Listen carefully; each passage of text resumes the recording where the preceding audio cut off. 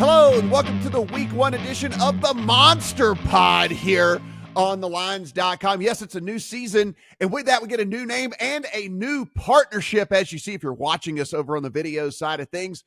Arizona Cardinals and the Buffalo Bills. This is 6.5 pretty much across the board in favor of the Bills. 47.5 is our total. Of course, we know what we're getting here in the Bills, a team that everyone is trying to pick whole. Everyone's trying to beat up on this Bills team, but they do start out against the Arizona Cardinals here in week number one, in which you get a team that is expected to be one of the bottom feeders in the NFL. Ryan, when we look at this, it seems like all off season, and myself included, it was everybody trying to figure out what's wrong with the Bills. How can I talk this Bills team down? How can I tell everybody this Bills team's not going to be near as good? Yet here they are as nearly a touchdown favorite in week one. And, probably going to be a super popular survivor pick out there as well in survivor contests and whatnot.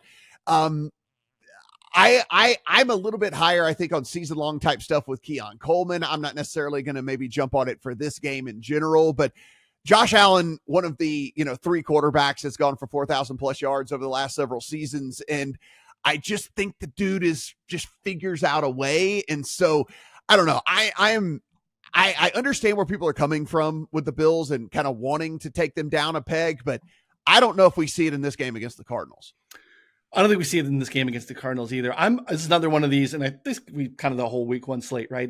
I'm fascinated to watch this game. I'm not sure who the Bills are in terms of their identity. And that doesn't mean I don't think they're still going to be good. And when you have Josh Allen, who is, I think, without question, the second best quarterback in the league. And again, if he plays in a different era and doesn't have Patrick Mahomes, like he's dynamic. And with a massive shift in terms of schematics, what they did with Ken Dorsey and Joe Brady last year in terms of pass rate over expectation, just overall, drop back rate and all those different things in terms of the percentage of yards gained through the air versus on the ground. It was a shift, but they didn't run a lot of 12 personnel. They basically two tight ends. And I think that's the early perception is that we're going to see a lot of 12. They didn't really do that last year. It was like 15% of the snaps after Joe Brady took over. So I want to see what their personnel groupings look like more than anything. I don't get nerd out on anyone here, but like their inability right now on paper to be multiple, because it seems like based off of who they're going to have on the field from a wide receiver standpoint or a pass catcher standpoint is going to be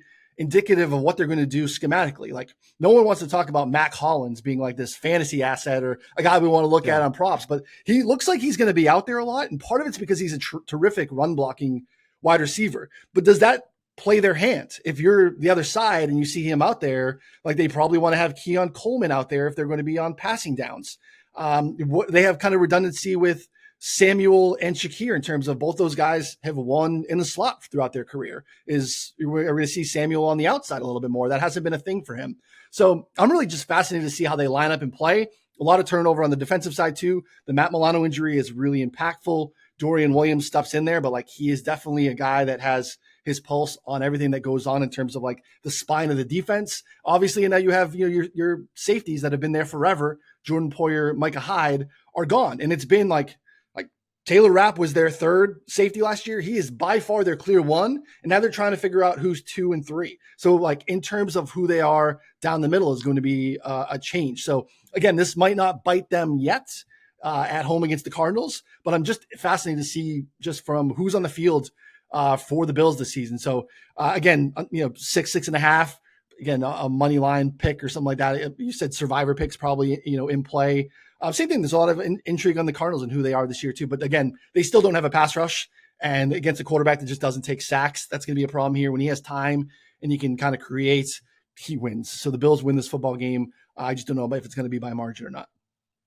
Yeah, I'm glad you brought up just who's going to be out on the field as well. If you listen to the beat writers, they love Ray Davis. They want Ray Davis to be a thing. They want Ray Davis to happen. I'm curious if I don't take a stab here early on a just anytime touchdown or something for Ray Davis just before try to get in before the market like catches up to the fact that it seems like James Cook doesn't have just a stranglehold on this backfield either. So yeah, I'm interested to see how much he fits in all this as well. Steven, 6.5, pretty big spread here in week one.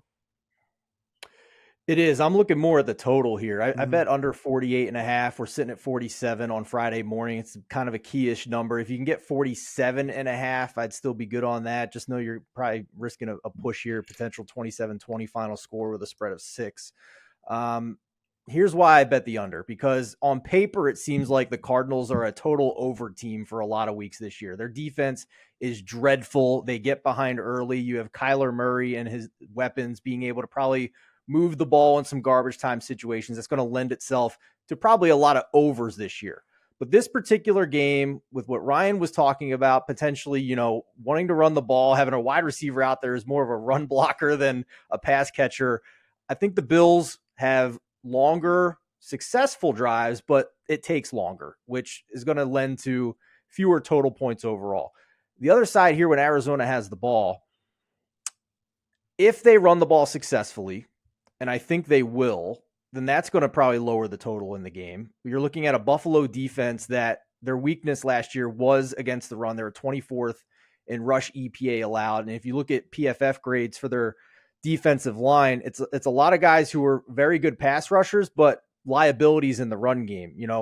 Ed Oliver was about a 68 PFF grade, but 55.5 in his run defense grade. So I do think Arizona maybe runs the ball well here. They drafted a beast of a run blocking tight end, Tip Raymond, in the 3rd round. And if they get behind and they have to throw the ball a lot here, I think that's exactly what this Buffalo defense is built to stop. I mentioned the pass rushers, but also 3 really quality cornerbacks in the secondary: Christian Benford, Rasul Douglas, Teron Johnson, all with PFF coverage grades over 80 last year. So really, any type of game script I can kind of foresee here for Arizona, I think it's going to be hard to get to, an upper 40s, low 50s total in this game. Yeah, no, I think it's a good take, good look there in that one for sure. I think you're only sweating this if like they get down 17-0 early, and then it's kind of like time, right? Like they get down 17-0 early, then it's like, maybe you're not loving your bet too much there in that one. Ryan, cannot be more excited about this partnership with you guys, and glad to have you on here every other week with us, breaking down football games. Be sure and check out 4for4 if you guys have not done so already. Go over there. All of their great work, not only on the betting side, but also on the fantasy side of things. And Steven, as we say each and every week, everything we do, absolutely free. So hit that subscribe button, head to lines.com, take a look at everything that we've got going on over there. For Ryan, for Steven, I am Matt. Good luck on all your week 1 bets.